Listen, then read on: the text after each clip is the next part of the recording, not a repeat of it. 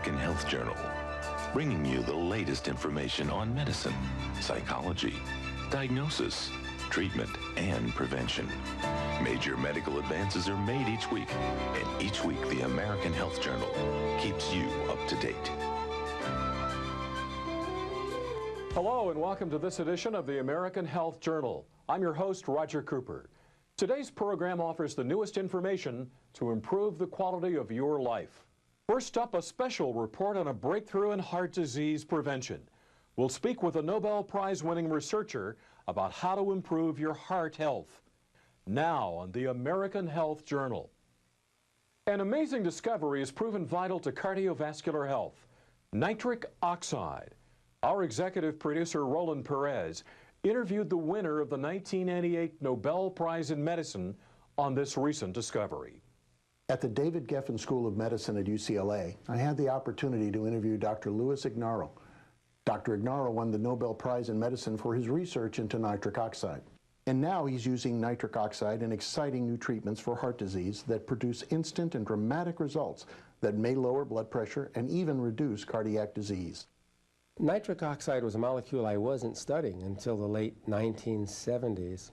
My colleague who shared the Nobel Prize, Fred Murad, had discovered that nitric oxide could elevate the cellular levels of an important signaling molecule called cyclic GMP.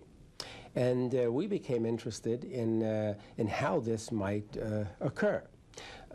We knew that drugs like nitroglycerin, which had been used since the days of Alfred Nobel 150 years ago to treat hypertension and treat heart pain, we knew the drug worked very well, but the mechanism of action was unknown.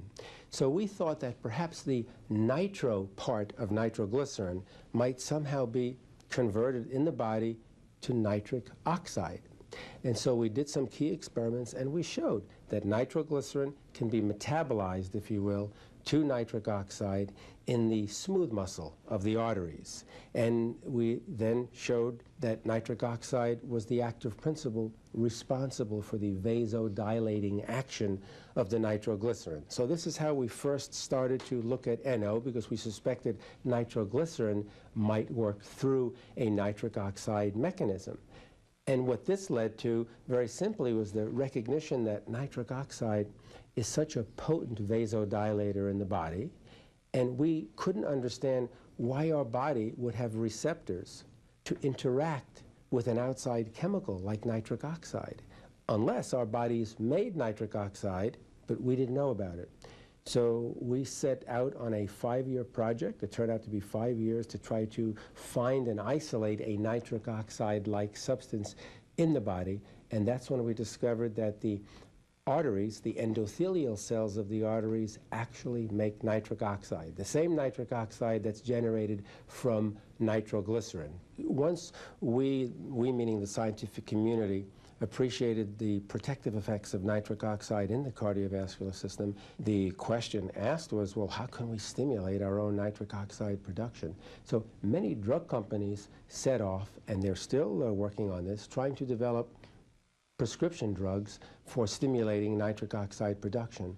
But after understanding the way nitric oxide is produced in the body, we had the idea that we could get by with non-prescription drugs, amino acids, antioxidants, and so on, to stimulate the production of nitric oxide. And what we found was that simple amino acids like arginine and like citrulline, when combined with certain antioxidants like vitamin C and vitamin E, when all of these are taken together, they can markedly boost the production of nitric oxide and also stabilize the nitric oxide, preventing it from being inactivated by those oxygen radicals that I was telling you about. So this is one very simple way to stimulate one's own nitric oxide production.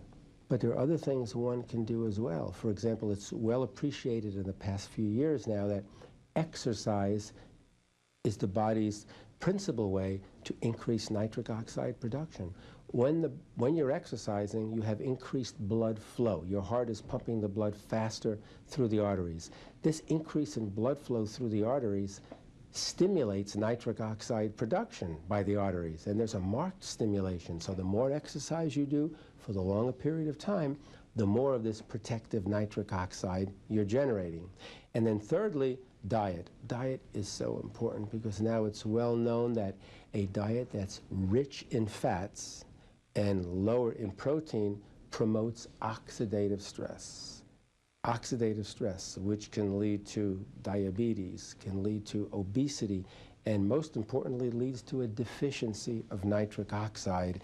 And then once that happens, you have all of the accompanying side effects of a deficiency of nitric oxide, like atherosclerosis, stroke, heart attack, and so on. I think that that kind of program would go a very, very long way to maintain cardiovascular protection and probably enable the person to live a longer life. There's lots of long-term benefits available from nitric oxide therapy. We know quite a few of them today, and each month that goes by, there's a new publication about a new long-term benefit.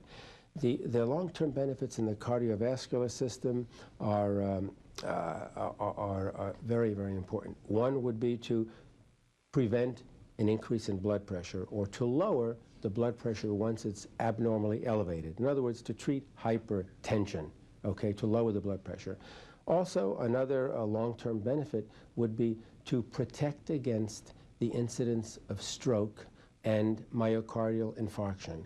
One of the things nitric oxide does is it subtly interferes with blood clotting.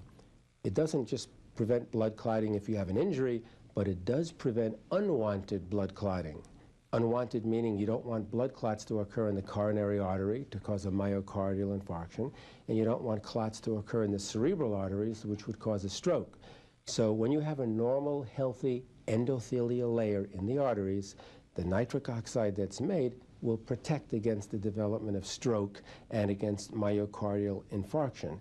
And another very important protective effect of nitric oxide is to protect against atherosclerosis, or coronary artery disease, or plaque formation in certain arteries of the body. So those are just three, to name a few.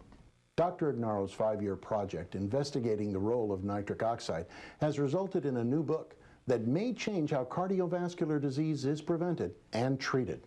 The name of the book is No More Heart Disease, where the no stands for NO, or nitric oxide. And I think the name is a good one because if a person is going to embark on and stay on a nitric oxide therapy, I think that, which would be a lifelong process, one would have very significant protection against cardiovascular disease. But once an individual has serious cardiovascular disease, there's no question that embarking on nitric oxide therapy does begin to reverse the process. The blood pressure comes down, the cholesterol levels, LDL levels begin to come down, kidney function is restored, limb pain in diabetics disappears, and so on. So that's a restoration of function. So it's kind of a reversal. I'm not saying 100% reversal, but I'm saying it's a gradual reversal.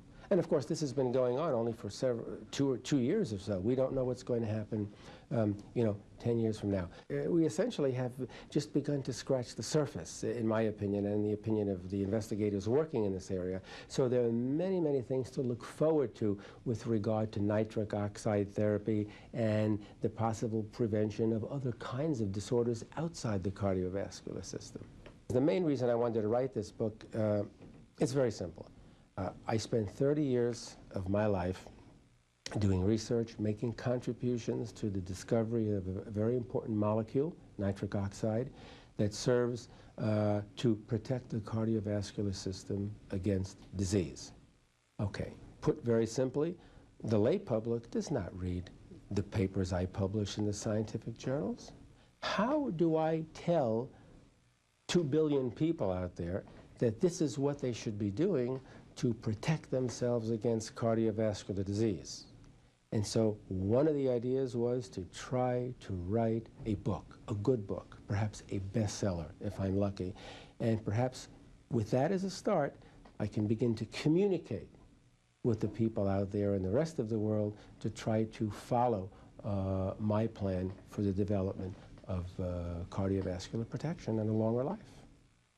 Dr. Ignaro's exciting discovery will open doors to new kinds of exploration into the cardiovascular system that will definitely benefit mankind. If you have any questions regarding this interview, please call us at 800-303-3200. I'm Roland Perez for the American Health Journal.